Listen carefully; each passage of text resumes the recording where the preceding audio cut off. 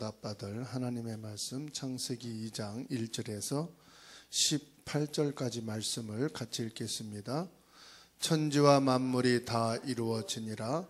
하나님이 그가 하시던 일을 일곱째 날에 마치시고 그가 하시던 모든 일을 그치고 일곱째 날에 안식하시니라. 하나님이 그 일곱째 날을 복되게 하사 거룩하게 하셨으니 이는 하나님이 그 창조하시며 만드시던 모든 일을 마치시고 그날에 안식하셨음이니라. 이것이 천지가 창조될 때에 하늘과 땅의 내력이니 여호와 하나님이 땅과 하늘을 만드시던 날에 여호와 하나님이 땅에 비를 내리지 아니하셨고 땅을 갈 사람도 없었으므로 들에는 초목이 아직 없었고 밭에는 채소가 나지 아니하였음에 안개만 땅에서 올라온 지면을 적셨더라. 여호와 하나님이 땅의 흙으로 사람을 지으시고 생기를 그 코에 불어 넣으시니 사람이 생명이 되니라. 여호와 하나님이 동방의 에덴 동산을 창설하시고 그 지으신 사람을 거기 두시니라. 여호와 하나님이 그 땅에서 보기에 아름답고 먹기에 좋은 나무가 나게 하시니 동산 가운데는 생명나무와 선악을 알게 하는 나무도 있더라. 강이 에덴에서 흘러나와 동산을 적시고 거기서부터 갈라져 내 근원이 되었으니 첫째 이름은 비손이라. 금이 있는 하월라 온 땅을 둘렀으며 그 땅의 금은 순금이요 그곳에는 베델령과 호마노도 있으며 둘째 강의 이름은 기온이라.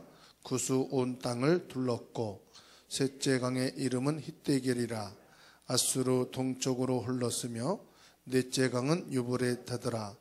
여호와 하나님이 그 사람을 이끌어 에덴 동산에 두어 그것을 경작하며 지키게 하시고 여호와 하나님이 그 사람에게 명하여 이르시되 동산 각종 나무의 열매는 네가 임의로 먹되 설낙을 알게 하는 나무의 열매는 먹지 말라. 내가 먹는 날에는 반드시 죽으리라 하시니라.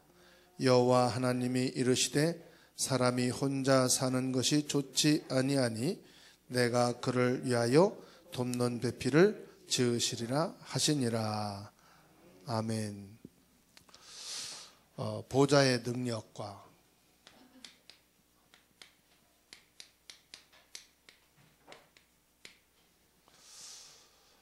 25 응답입니다.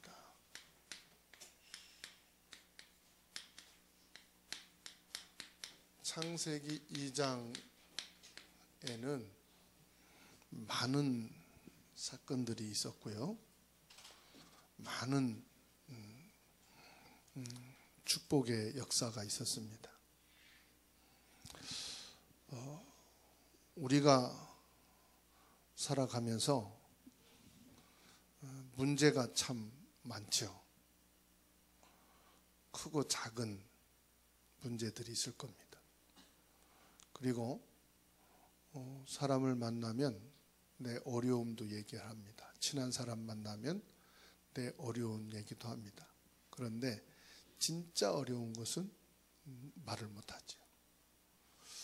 그리고 불가능한 것도 우리에게 있습니다.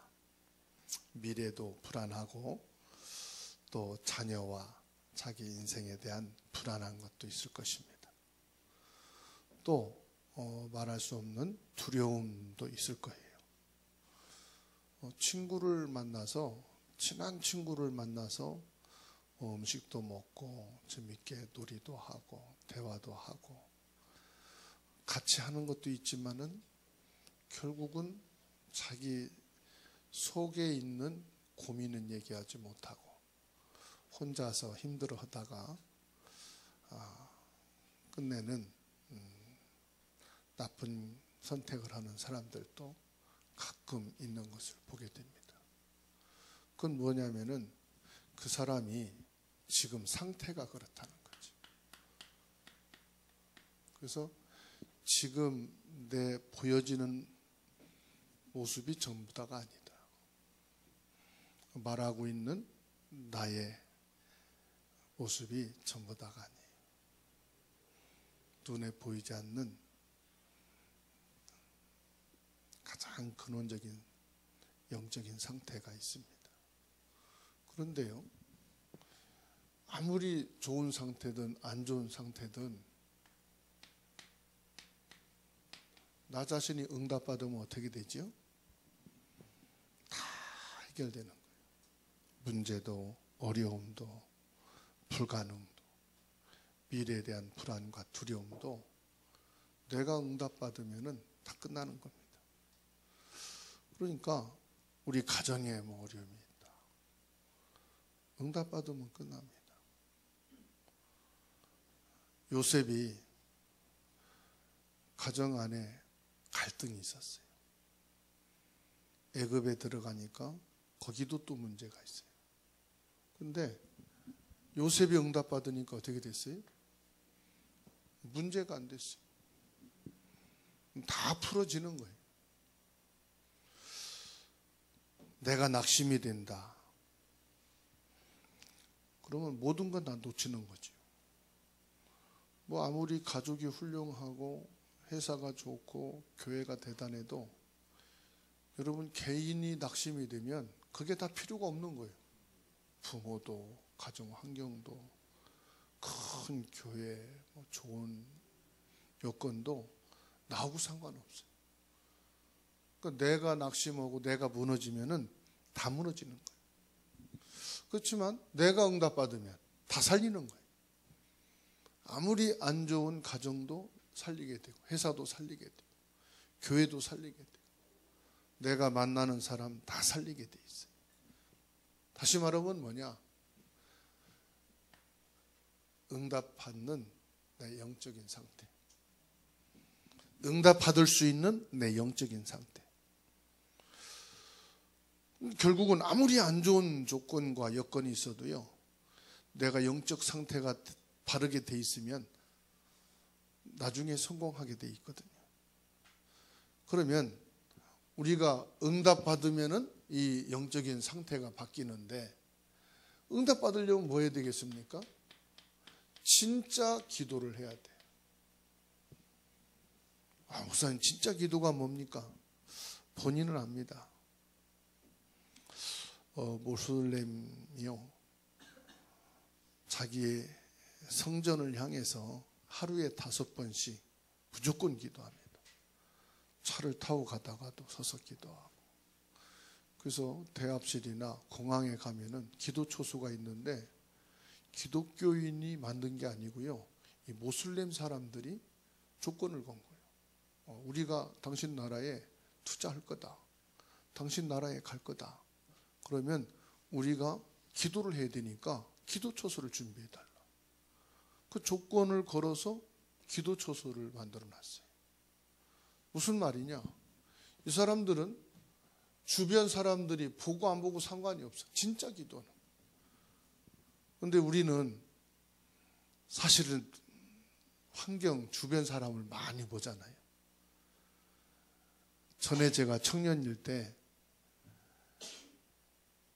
어떤 회사나 모임에 가서 밥을 먹잖아요. 그 안 믿는 친구들 중에 내가 혼자 있단 말이에요. 그럼 식사 기도를 해야 돼요? 말아야 돼요? 해야 된다고 배웠잖아요. 그 식사 기도는 해야 되겠고, 식사 기도 하려니 창피하고. 그래서 어떻게 해요? 안 하는 척 하면서 그냥 슉 하면서 기도하고 끝나고, 때로는 손으로 이렇게 비비면서 기도하고. 그런데도 교회 되는 사람 봐요. 그렇게 몇 주 했더니 어떤 사람이 나를 찾아왔어요. 혹시 교회 다니냐고. 왜요? 그랬더니 식사할 때 기도하더라고. 이렇게 하면서도 기도했는데 그걸 알아채고 찾아와서 혹시 교회 다니냐고 물어보더라니까요. 한국 사람들은 체면 문화라 남들 보는 거를 되게 의식하거든. 그 진짜 기도예요? 가짜 기도예요? 가짜 기도예요. 진짜 기도는 뭐냐? 체면 안 차리고 환경 사람 의식하지 않고 내가 해야 될 기도를 하는 게 기도예요. 뒤에서 뭐 조롱하고 뭐라고 해도 기도합니다.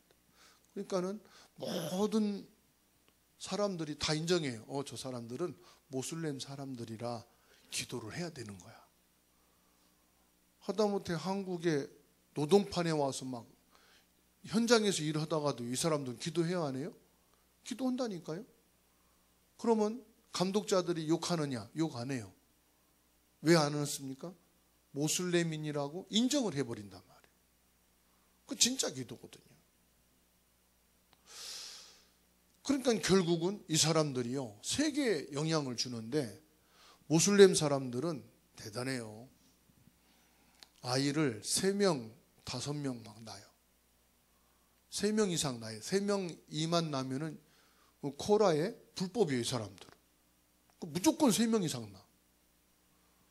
그래서 한국 사람들 결혼하면 애 안 나타나요. 근데 모슬렘인하고 결혼한 한국 여자들은 무조건 3명 이상 낳아. 그게 무슨 차이예요? 이게 각인된 거예요, 각인된 거. 그래서 모슬렘 사람하고 결혼하면 무조건 3명 이상 낳는다. 그러니까 저 강남에서 우리 복음운동하는 교회 어느 목사님은 5명 낳아라. 전도하지 말고 무조건 5명 낳아라. 그래서 저 파주에 지교회가 있는데 3가정이래요. 신혼부부 3가정인데 애들만 15명. 5명씩 나가지고 15명. 그러니까 지교회인데 3명 성도인데 15명이 낳는 거예요. 그 목사님이 무조건 5명 낳아라. 세계복음화하겠어. 그게 전도다. 요즘 또 다시 바꿨다네. 7명씩 낳으라고. 세계복음화가 그거다. 우리 신하하고 사라하고 다윗 결혼하면은 전도하지 말고 애기 많이 낳으시기 바랍니다. 그게 세계복음화예요. 아니 그런다고 이종 권사님 보고 나라고 할 수 없잖아. 예? 이순희 집사님 보고 나라고 할 수 없잖아. 우리 렘넌트들이 앞으로 나야지. 이게 모슬렘 사람들은 진짜 언약을 딱 잡은 거예요. 그러니까 막 진짜 기도하고 결혼하면 뭐 무조건 애기들 낳고 그래가지고 뭐 하느냐, 나중에 걔네들이 세대가 오면은 이 나라도 수적으로 많아지면 이기는 거니까. 그래서 결국은 우리의 목표를 달성한다 이렇게 나간단 말이에요. 무슨 말입니까? 여러분, 기도하게 되면은요 보좌가 움직이는 거예요. 기도할 때 보좌가 움직인다니까요. 그리고요 우리가 예배할 때 보좌의 축복이 집중되는 거예요. 그래서 예수님도 뭘 말씀하느냐? 예배에 대해서 말씀했어요. 마태복음 5장 3절에 하나님의 나라가 내 것이다 이렇게 말씀하시죠. 예수님께서 주기도문을 가르치면서도 하신 말씀이 하나님의 나라가 임하옵시며, 기도할 때 하나님의 나라가 임한단 말이에요. 하나님 나라가 뭡니까? 보좌, 성삼위 하나님이 역사하신다는 거 아닙니까? 그러니까 예배 시간에 뭐냐? 보좌의 축복이 성삼위 하나님과 연결되어 있는 것이다. 그리고 6장 33절에 뭐라고 말씀합니까? 그의 나라를 위하여 구하라. 그리고 마태복음 12장 28절에서부터 30절에 말씀했습니다. 너희가 성령을 힘입어 귀신을 쫓아낸 것이면 하나님 나라가 이미 너희에게 임하였느니라. 그리고 예수님께서 부활하시고 나서 하신 말씀이 뭡니까? 사도행전 1장 3절에 40일 동안 하나님의 나라를 말씀하셨어요. 이 어마어마한 하나님 나라의 비밀을 모르는 이스라엘 나라가 멸망했단 말이에요. 이 하나님 나라의 축복을 모르는 저 유럽과 미국이 망한 거예요. 하나님 나라에 대해서는 지금 세상은요 무관심합니다. 교회 다니는 사람들도 하나님 나라 관심 없어요. 오직 관심은 뭐냐? 먹고 사는 의식주. 어떻게 하면 내 자식, 어떻게 하면 우리가 성공할 것이냐. 세상에 바벨탑 삼는 것밖에는 관심 없어요. 이 세상에서 내 것, 우리를 위해서 이것밖에는 거의 없어요. 그러니까 뭘 놓쳤단 말입니까? 실제 보호자의 어마어마한 응답과 축복은 다 놓쳤다는 사실. 그래서 오늘 저와 여러분들이 나를 보좌화해야 된다. 그리고 교회를 보좌화해야 된다. 세 번째로 현장을 보좌화해야 된다.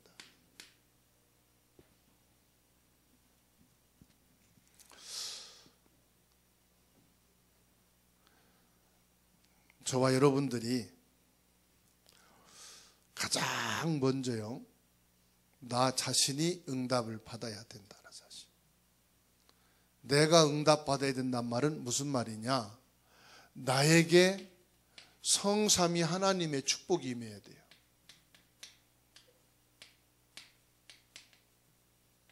이것이 하나님이 내게 주신 거예요. 내가 응답을 못 받으면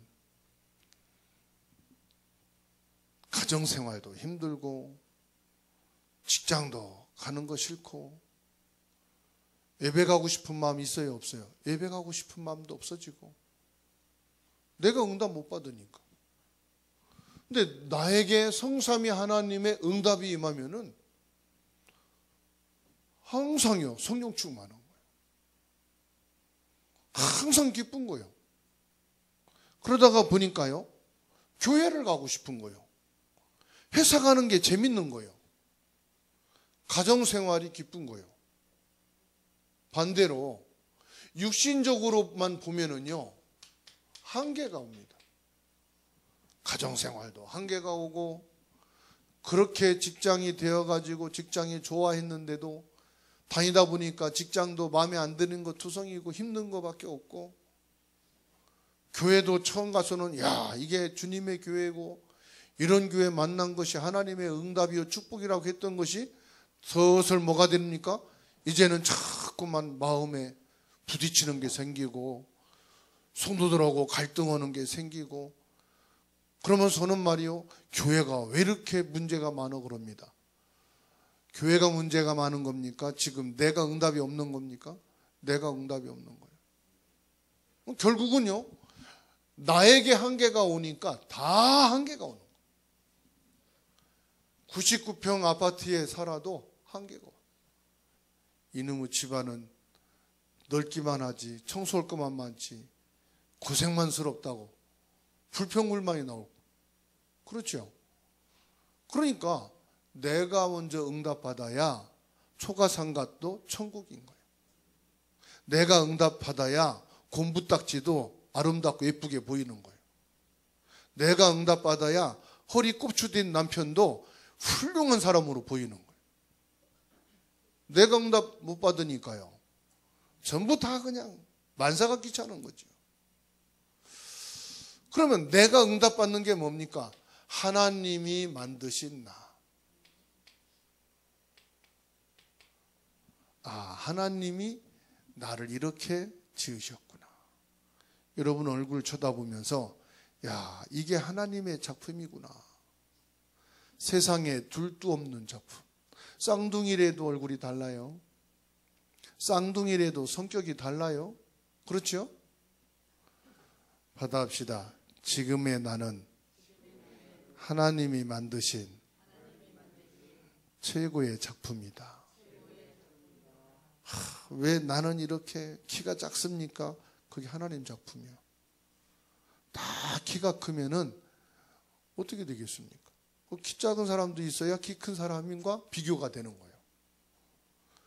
그리고 까닭없이 키만큼은 아무 의미가 없어요.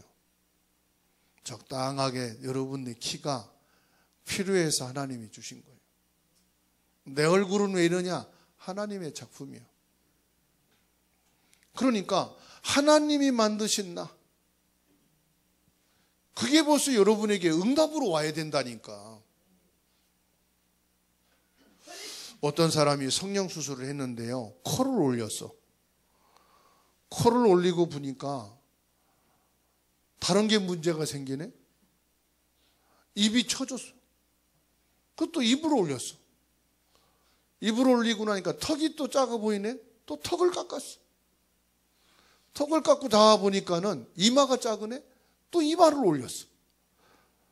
나중에는요, 온 얼굴 다 그냥 갖고 이상한 아줌마가 돼버리는 거예요. 하나님이 만드신 나를 응답으로 받아야 거기서 감사가 나오고 행복이 오는 거예요. 여러분, 하나님이 만드신 나, 이 응답을 받아야 성령 충만이라. 하나님이 주신 그 응답을 받아야, 아, 성삼위 하나님의 축복이 지금 내게 임했구나. 하나님의 축복이 지금 내 것이구나. 보좌의 응답이 내 것이구나. 이게 되니까요, 나의 모든 과거가 상처가 아니고 발판이 되는 거예요. 그래서 과거가 상처인 사람은 진짜 응답이 없는 사람. 여러분의 과거가 어떤 좋은 것이든 나쁜 것이든 발판이 되어진 사람은 그게 응답이고 축복인 줄로 믿으시기 바랍니다. 나는 너무 힘들다. 그 힘든 게 응답입니다. 아, 나는 문제가 많다. 그게 기회입니다. 사랑과 갈등이 나는 너무 많다. 그게 나를 갱신하는 기회입니다. 중요한 게 뭐라고요? 나를 보좌화하는 것이다. 두 번째로 교회를 보좌화하는 것입니다. 여러분, 교회에는 문제가 많은 것이 정상입니까? 문제가 없는 것이 정상입니까? 문제 많은 게 정상이에요. 병원에 환자가 많이 가는 게 정상이에요? 환자 없는 게 정상이에요? 병원에는 환자가 많이 가는 게 정상이에요. 그렇죠? 교회는 영적 문제 있는 사람, 이상한 시험 든 사람, 어려운 사람, 성공한 사람, 공부 많이 한 사람, 공부 못한 사람 다 갈 수 있는 게 교회예요. 공부한 사람만 간다. 그거는 뭐예요? 동문회예요. 그렇죠? 회사를 다 성공하고 돈 있는 사람이 간다. 그건 교회가 아니에요. 산업인연합회예요.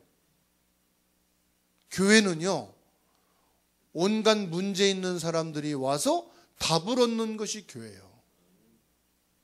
무엇으로 답을 얻습니까? 그리스도로 답을 얻는 게 교회예요.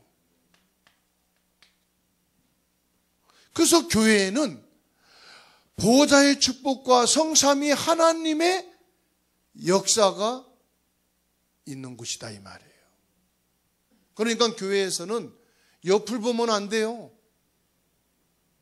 아무개 성도, 아무개 뭐 집사, 권사, 그거 보니까 시험 드는 거예요. 뭘 봐야 되느냐? 아, 보좌의 축복이 임한 사람, 성삼위 하나님이 함께하는 사람, 하나님의 일을 위해서 하나님이 부족하고 문제투성인데도 저분을 목사님으로 하나님이 세우셨구나. 이게 보좌의 응답이 와야 그게 바로서 교회인 것이지, 교회는 시시하네, 교회가 문제 있네, 당연한 거예요. 그러니까 교회가 먼저 보좌화가 돼야 된다. 아이고, 우리 교회는요, 힘이 있는 사람이 없어요. 하나님만 힘이 있으시면 돼요. 아, 우리 교회는 실력 있는 사람이 없어요. 하나님이 실력 있으시면 돼요. 그 사람이 실력 있는 사람 중심으로 모이니까요, 그 실력 있는 사람이 죽고 실력 있는 사람이 빠져나가니까 다 무너져. 힘 있는 사람 중심으로 왔다가 힘 있는 사람이 나가니까 다 무너져. 사람 중심이 되면 안 돼요. 하나님 중심이 뭐냐? 보좌화예요. 성삼위예요. 그래서 시편 103편 20절에서 22절입니다.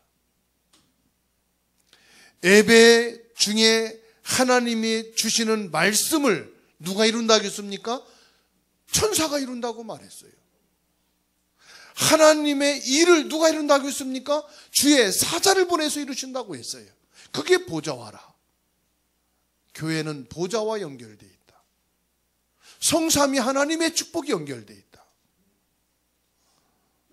보좌의 축복과 응답이 시편 103편 20절로 22절에 정확하게 말씀해 주고 있어요. 그래서 혹시 시험 든 분이 아유, 그 교회는 왜 이렇게 문제가 많아? 거기에 동조할 필요도 없고 아니라고 할 필요도 없고 그게 교회야. 아시겠죠? 받아합시다. 그게 교회다. 문제 많은 것이 교회다. 사랑과의 갈등이 많아. 그게 교회야.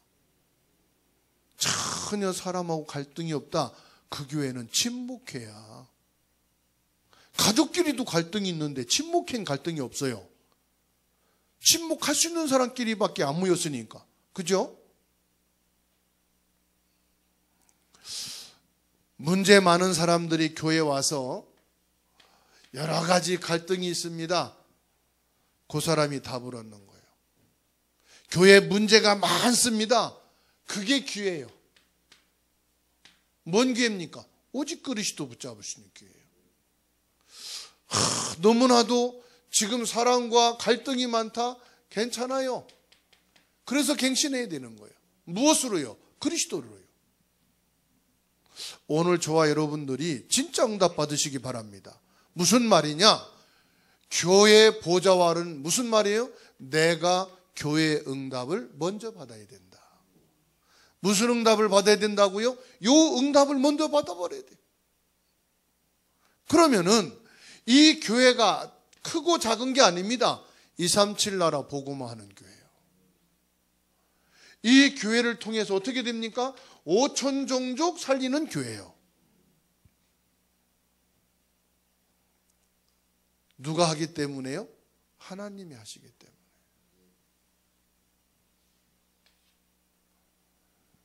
세 번째로 현장을 보좌화해라. 한 가족이라도 직장이 다 달라요. 하루 동안의 생활하는 현장과 만남과 일터가 다 달라요. 그래서 현장을 보좌화하는 거예요. 현장을 보좌화한다는 건 뭐냐? 시공간을 초월하시는 하나님의 역사입니다. 그걸 보고 성령의 역사라고 합니다. 부활하신 예수님께서 성령으로 역사하시. 아버지의 현장에, 엄마의 현장에, 아들과 딸들의 현장에 다 다르지만 동시에 성령이 역사하시. 이게 보좌의 축복이고 이것이 성삼위 하나님의 응답인 줄로 믿습니다.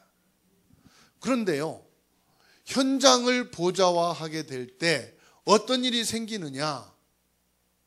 다른 사람들이 못 보는 것을 보게 된다. 다른 사람들이 못 보는 것을 보게 되는데 요셉을 통해서 보면 됩니다. 요셉의 형들은 오로지 먹고 어떻게 살아가야 될 것이냐, 요것만 봤어요.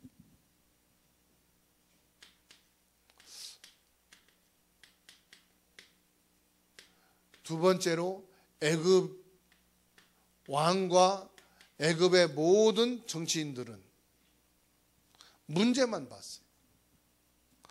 그런데 요셉은 요셉의 형들이 보지 못한 것, 애굽 왕과 사람들이 보지 못하는 것을 보았어요. 그게 뭐냐? 시공간을 초월해 역사하시는 보좌의 능력과 성삼위 하나님의 능력을 봤어요. 이 모든 것을 하나님이 하시는 거였구나. 형들을 통해서 내게 하는 것도 하나님이 하시는 거구나. 애굽에 일어나는 이 풍년과 흉년과 이 모든 것도 하나님이 하시는 거구나. 그러면 이것을 통해서 하나님은 무엇을 원하느냐? 뭘 원합니까? 다른 거 아닙니다. 복음이 복음되기를 원하시는 거예요. 하나님이 진짜 하나님이심을 보이기를 원하시는 거예요.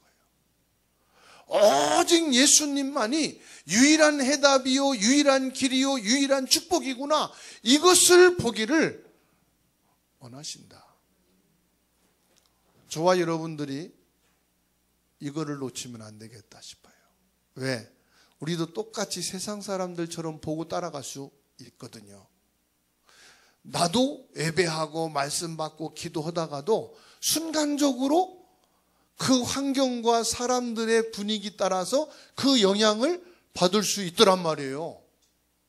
전에 교회 승합차를 사기 위해서 같이 기도하고 성령님도 받겠다고 기도하고, 그리고 저 장안동에 자동차 매매 단지를 갔어요.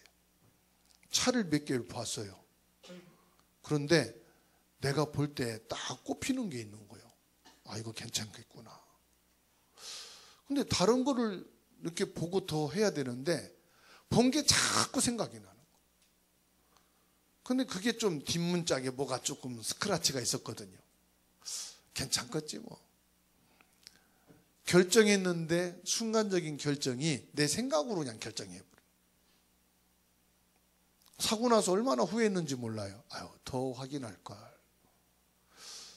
무슨 말씀이냐? 우리가 기도하고 성령인도 받겠다고 하고 다 하고 나서 실상 결정할 때는 성령의 인도를 못 받는 경우가 많더란 말이에요. 왜요? 또 사람들이 자꾸 막 옆에서 바람을 넣어요. 아, 이거 어떻고, 이거 뭐하고, 이거 지금 안 가져가면 다른 사람이 가져가려고 뭐 찜해놨다, 뭐 예약해놨다, 먼저 가는 사람이 뭐 주인이다, 이런 식으로 바람을 자꾸 넣어. 그게 훌떡 넘어가는 거예요. 거의 우리가 현장에서 속는 경우가 그렇더라고요. 그러니까 현장에 보좌화한다는 것이 이게 실제 응답을 실제로 받는 거예요. 현장의 성삼이 이 축복을 받는 것이 실제적인 응답이라. 그래서 저와 여러분들이 현장을 보좌화한다는 것은 실제적인 응답이다. 일터에서 사람을 만났을 때, 뭔가 선택을 할 때 실제적인 축복을 받는 길이 뭐냐? 현장을 보좌화하고 현장에 성삼위 하나님의 축복으로 연결되어 있는 시간이다. 그래서 바울 사도를 보게 되면은 가는 곳에 기도처소를 먼저 찾았다는 사실. 그리고 성령께서 루디아의 마음을 여사 주의 말씀을 청종하게 하시고 그 가족이 다 복음 받을 수 있도록 준비해 놓은 데다가 와서 복음을 얘기하라고 하니까 쉬워요, 어려워요? 쉽잖아요. 이 땅엔 갈급한 자들이 많거든요. 그런데 갈급한 자들이 말씀 받을 준비가 되어 있는 곳을 가서 답을 주는 것이 전도거든요. 그게 현장화되어지는 보좌의 축복입니다. 현장에는 뭐가 있어야 되느냐? 빛의 경제가 있어야 됩니다. 현장에 빛의 경제가 있게 되어지면은 이 빛의 경제를 가지고 70 제자가 되는 거고요. 70 현장 살리고 70 나라 살리게 되는 거예요. 그것 가지고 우리는 뭐 하게 됩니까? 세계 복음화하는 거예요.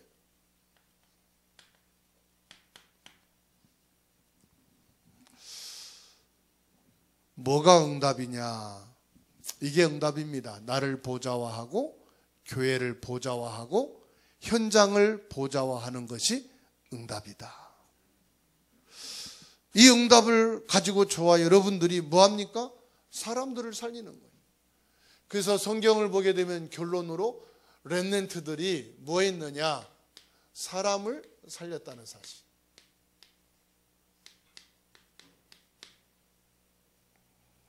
이 언약 가진 렘넌트들이 들어가는 곳마다 현장을 살렸다는 것. 히브리서 11장 38절 말씀에 보게 되면은 세상이 이런 사람들을 감당하지 못했다. 결국은 어떤 응답이 왔습니까? 로마서 16장 25절에서 영세전에 감추었던 축복이 이제 나타나서 세세토록 있게 되었다. 이게 바로 뭐냐? 보좌의 축복이요 성삼위 하나님의 응답입니다.